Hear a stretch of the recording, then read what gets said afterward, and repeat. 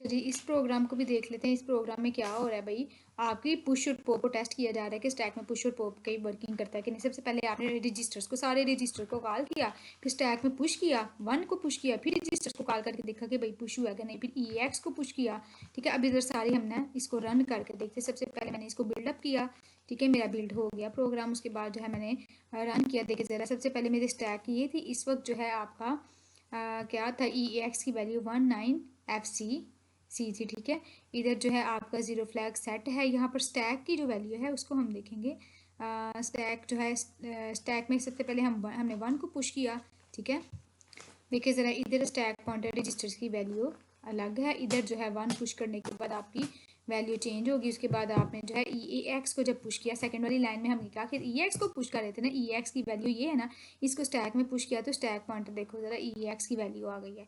इस तरह आप जो है स्टैक को चेक कर रहे हो इसमें। ठीक है, उसके बाद आपने पुश फिर दोबारा EX को किया और रजिस्टर को कॉल किया। मतलब 2 दफ़ा आप EX को पुश करके स्टैक की देख रहे हो क्या वैल्यू जो है निकल रही है। अच्छा जी, एग्जांपल में एक और प्रोग्राम है जो मेरे कंप्यूटर में, मेरे लैपटॉप पे रन हुआ program. Input multiple integer user से इनपुट लेगा और उसको एक अरे में स्टोर करवाएगा और उनका सम कैलकुलेट करके सम को डिस्प्ले भी करवाएगा। ठीक है, अब ये देखिए प्रॉम्प्ट में आपने enter assign integer sum of the integer. ठीक है, ये स्ट्रिंग्स को आपने डिस्प्ले करवाया और एक आपने इंटीजर काउंट के लिए आपने डिवर्ट करवा दिया। क्लियर स्क्रीन तो आपको पता ना, जैसे सी में भी यूज़ करते हैं। उसके बाद आपने अरे का जो है ऑफसेट मूव करवाया ESI में। ठीक है, किस अरे का मूव करवाया, आपकी जो ये वाली अरे है जहाँ पे आपने उनका सम क्रिएट करना है, जहाँ पे उन वैल्यूज़ को स्टोर करना है, उसका आपने जो है आपने उसको स्टोर करवाने के लिए उसका ऑफसेट आपने ऐसा ही मूव करा। इंटीजर काउंट आपको पता है क्या है, काउंटिंग के लिए यूज़ करते हैं। ठीक है, इंटीजर काउंट को ECX में आपने कॉल प्रॉम्प्ट फॉर इंटीजर। ठीक है, आपने प्रॉम्प्ट एक डिस्प्ले करना है जो क्या करेगा, इंटीजर वैल्यूज़ आपसे लेगा। ठीक है,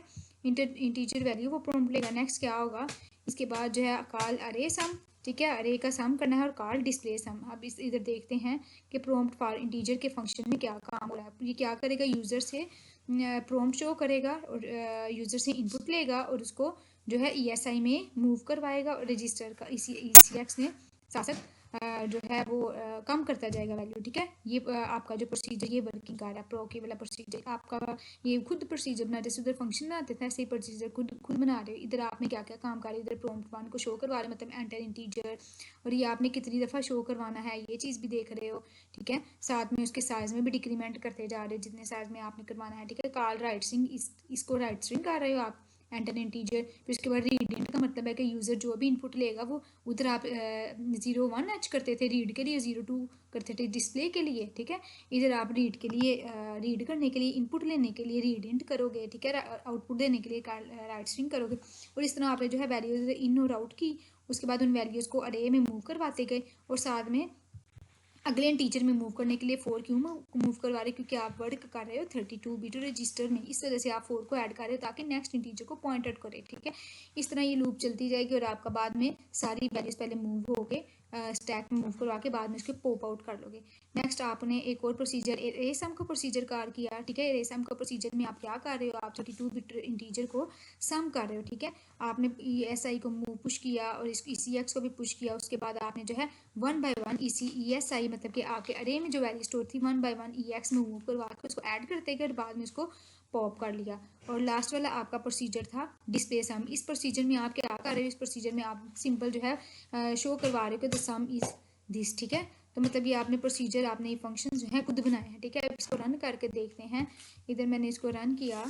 ठीक है, मेरी सारी फाइल्स क्रिएट होगी, सारी 4 5 फाइल जो भी मेरी ऑब्जेक्ट लिंक फाइल क्रिएट होती हैं, असेंबली फाइल क्रिएट होती हैं, वो क्रिएट हो गई। ठीक है, उसके बाद जो है इसको मैंने रन किया। इसने कहा कि एंटर अ साइन इंटीजर। मैंने सबसे पहले मैंने 9 प्लस किया एंटर का। उसके बाद उसने कहा फिर साइन इंटीजर करें, मैंने 4 को एंटर किया। फिर मैंने जो है 7 को या +7 या फिर चलो माइनस ही कर लेते हैं, -3 कर दिया, एंटर किया तो उसने कहा कि the sum of integer is -16। ठीक है, ये मेरा जो है आउटपुट आ गया।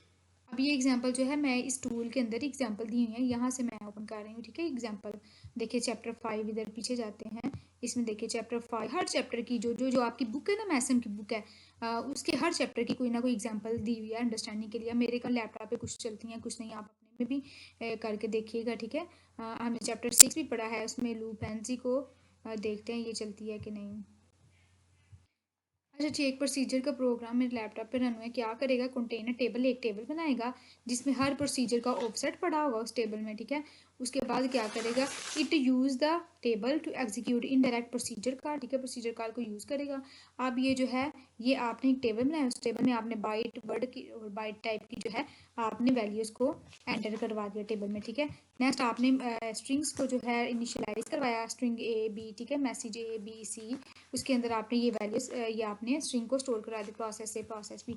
आप प्रोसीजर के अंदर आते हैं, मेन प्रोक के अंदर आते हैं। इसमें आप क्या करें, प्रोम्प्ट का ऑफसेट जो है EDX में मूव करवा रहे हो, ठीक है। जो भी आपका प्रोम्प्ट है, प्रोम्प्ट क्या है, प्रेस कैपिटल AB, ये वाली वैल्यू आप इसको मूव करवा रहे हो, इसको राइट स्ट्रिंग कर रहे हैं, मतलब कि स्ट्रिंग में जो है स्क्रीन में शो हो। उसके बाद आप यूज़र से कोई भी वैल्यू ले रही हो उस बेस पे, टेबल में से टेबल को इसमें मूव करा रही हो BX में, और इसकी एंट्रीज को चेक कर रहे हो और कंपेयर कर रहे हो कि यूज़र ने कौन सी वैल्यू एंटर की है। उस वैल्यू की बेस पे आपने प्रोसीजर को कॉल करना है। और ये आपके प्रोसीजर हैं। देखिए प्रोसीजर ए प्रोक में क्या होगा, ऑफसेट B जाएगा और आपका EDX में B ऑफसेट जाएगा, रिटर्न हो जाएगा। और B ऑफसेट क्या करेगा, आपकी स्ट्रिंग को फिर दोबारा राइट स्ट्रिंग करवाएगा इस लाइन के through. Yes call the procedure, ठीक है।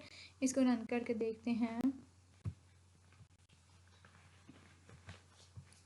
नेक्स्ट जो है, ये देखिए उन्होंने कहा कि प्रेस कैपिटल ए, कोई भी मैं कैपिटल C को जब मैंने प्रेस किया तो मेरा प्रोसेस C जो है कॉल हो गया, मतलब कि वो प्रोसीजर जो है कॉल हुआ मेरा।